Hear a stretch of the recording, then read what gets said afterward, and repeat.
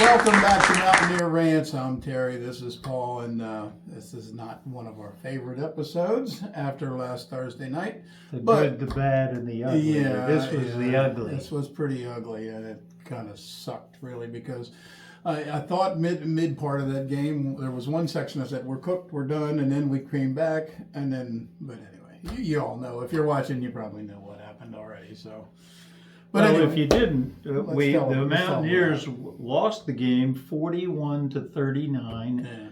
We were down 11 points, 35-24 with 7 minutes to go. With 7 minutes to go, and we not only held them, we scored twice. Right. Not a 2-point conversion. Right. So to get the lead with 12 seconds. Very dramatic goal. And the last score was a 50-yard touchdown pass on 4th and 10, where all we needed was 3 points to take it into overtime. But we completed the pass, ran it all the way in with 12 seconds to go, then made the 2-point conversion. Well, we had made the 2-point on the one before. We kicked the extra point. Yep. On the 2-point conversion, he juggled the ball and threw it up in the air and then caught it again. So it was a whole lot of nail biting. Now there was 12 seconds left. We were up not by 3, but by 4. Right. So Houston was going to have a touchdown. Right. And we had our pass receiver on the last touchdown mocking their bench, and our quarterback taking his helmet off. Got a 15-yard penalty. Got a 15-yard penalty, so our kickoff was deeper, and we squib kicked it.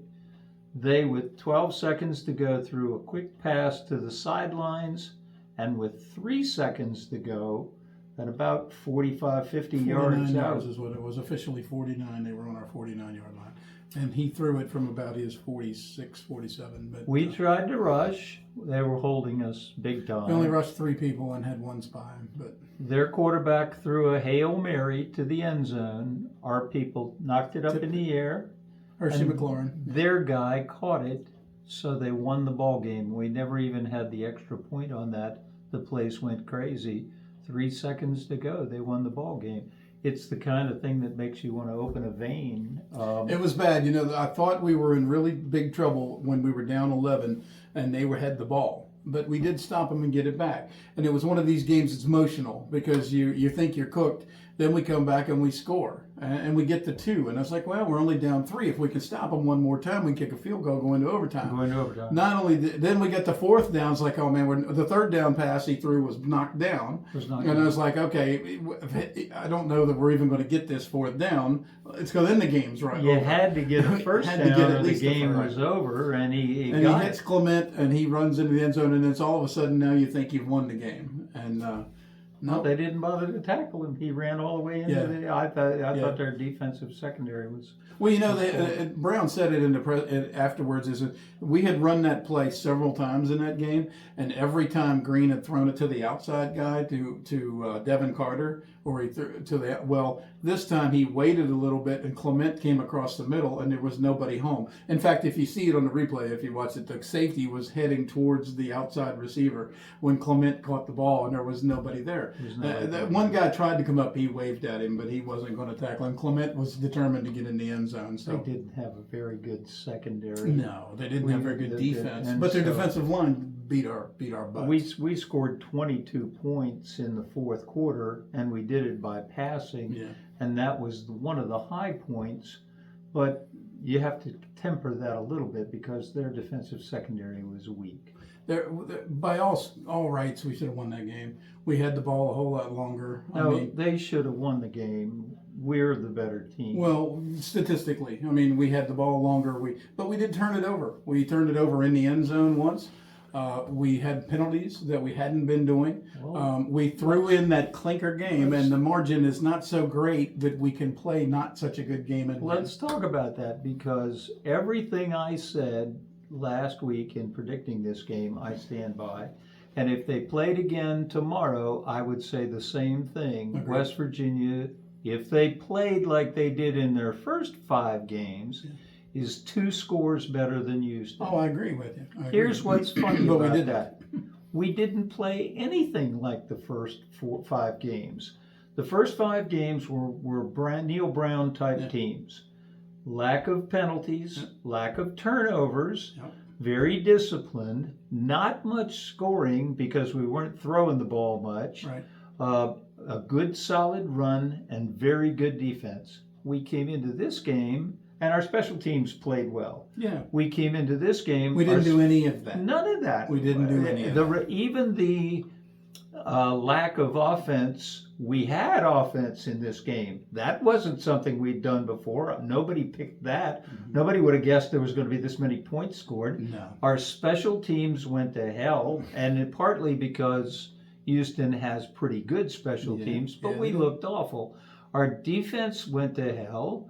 We weren't very good at stopping the run, and they're not good at running. They didn't turn the ball over. They did not once. I said that early in the year, we've got to get the ball from people, and we didn't get it from them not one time. Yeah.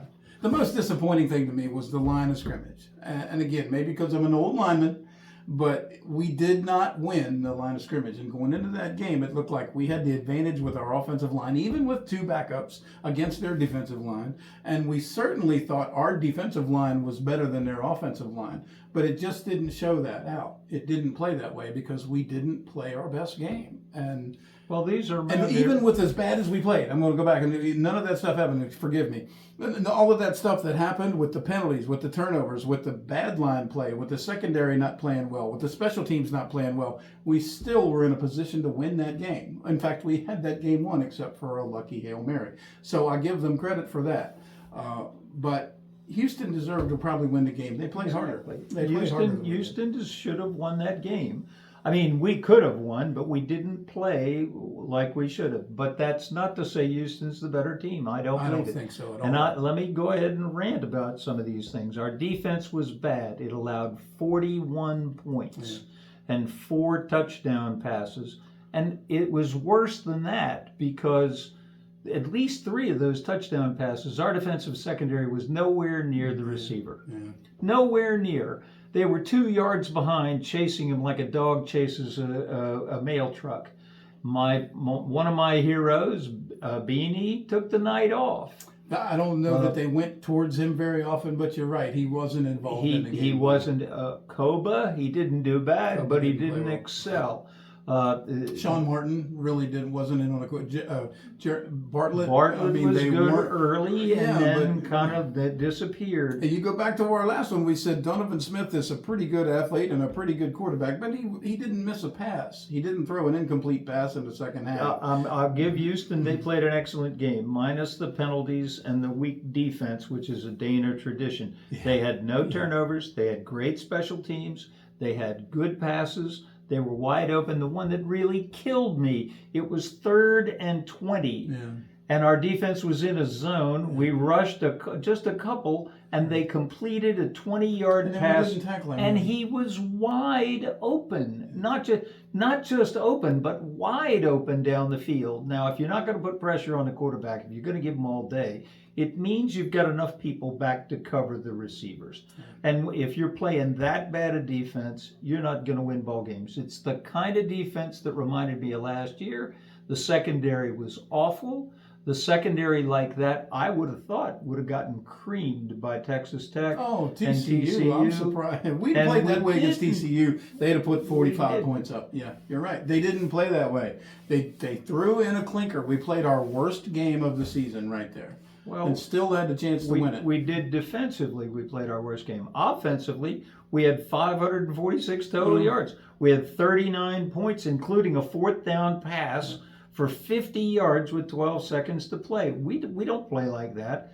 I have 2 other rants about this. First of all, if you go back to last season, we beat Oklahoma and we beat Oklahoma State. And then this season, we beat Pitt and we beat Texas Tech. TCU. All 4 of those games, minus TCU, all 4 of those games had one thing in common. It was raining. Well, yeah, that's true. In the rain, a passing offense has more trouble than a running offense. And when we played TCU, we didn't play in the rain, but we needed 2 blocked field goals to win. When we played Houston, it wasn't raining, and they punished us. They completed passes over us. They made us look silly. Now, I know the excuses. Aubrey Burks was out. Other people were out. I think there's other people were out. Our line was out. The second rant I'm going to have, and I'm not blaming him for the game, but we need to pay attention, and that's Garrett Green. Groups take on a personality. Yeah. When Milam wasn't there, who I think may be one of the team leaders. I believe he is too. And he didn't even make the trip. He didn't even make the trip. He was injured. Remick was injured. Aubrey Burks was injured. They didn't even make the trip. If they're not there and the leader you have is an excitable, non-poised leader, the team will play that way too. It's contagious. Of course. And I think, and in fairness to Green, I saw him do several things in that game that were very poised. I was very proud of him. He looked better in many ways than he had in the past. He played a great game. Although there was a couple of plays where CJ's going on a little fly pattern, he just throws it over everybody. I think it's because that guy has Red Bull in his veins. He's got too much adrenaline. Yeah. So he takes his helmet off and he jumps a lot. And I think that's what unsettles Brown. I think that's why Brown would rather run the ball than give him a run pass option, because I think he's too excitable. Calm the boy down. And sometimes it's easier to calm a guy down than to build him up. And I think your offense smooths out. I don't think that secondary fixes. I think Leslie's got to do something different. I think those guys have got... First of all, on the last play, all of my secondary would have been in the end zone. I don't know why they weren't back there originally. In fact, McLaurin was actually backing up when he hit the ball. Yes. You can't be backing up. There's no need. You come forward to knock the ball down. Go into the end zone and come forward when the ball is passed. There's no need to be playing the routine stuff. Come forward. I agree. They weren't doing that. And whatever the hell they're doing, at least 3 times, the receiver would catch were good passes. The receiver would catch the ball, and the defender was 2 yards away chasing after him, and of course didn't catch him. Now, in addition to that, we had nice passes that were bumped up in the air and that kind of thing taken away. We had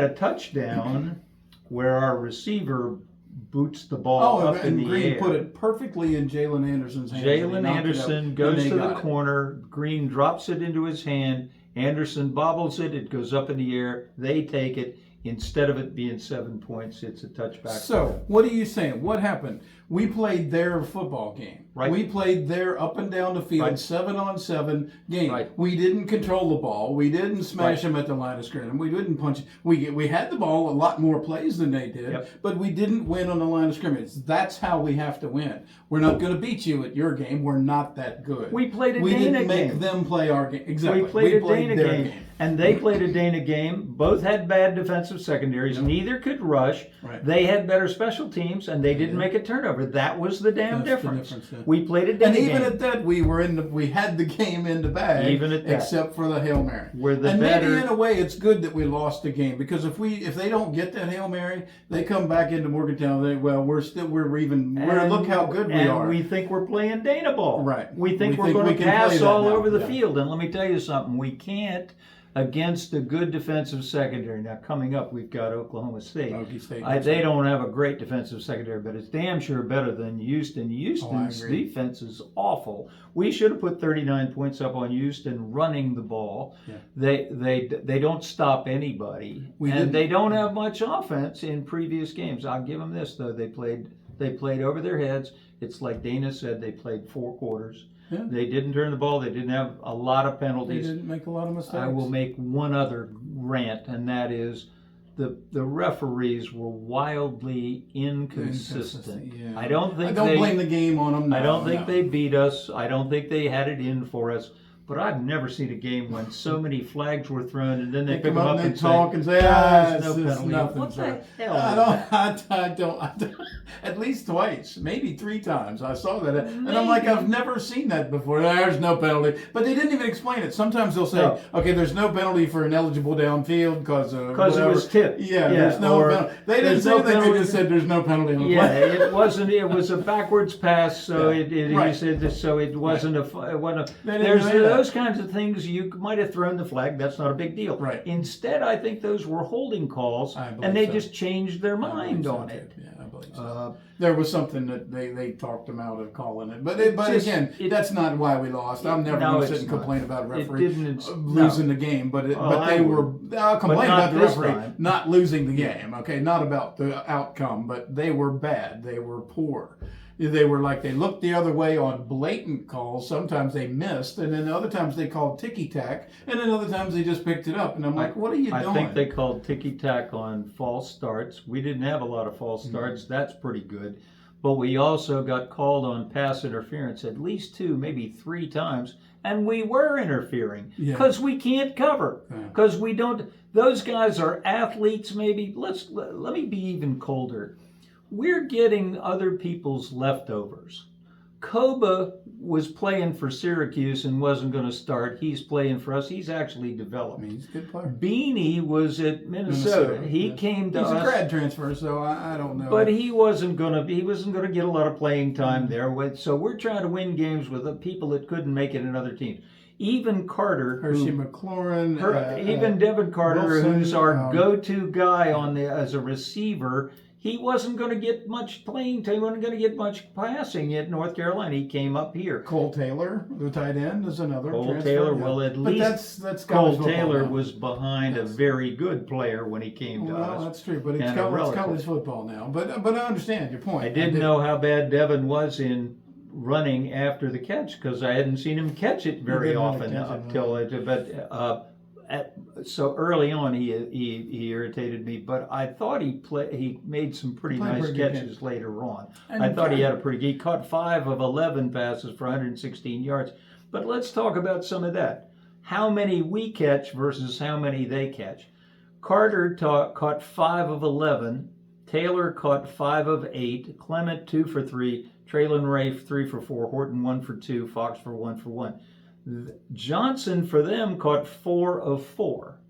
Manjack caught 4 of 5. Golden caught 3 of 4. Well, Brown, who used to be a Mountaineer, he only caught 3 of 6. Because that's what you do. Sneed caught 1 of 1. Carnes caught 2 of 2. Jenkins caught 3 of 4.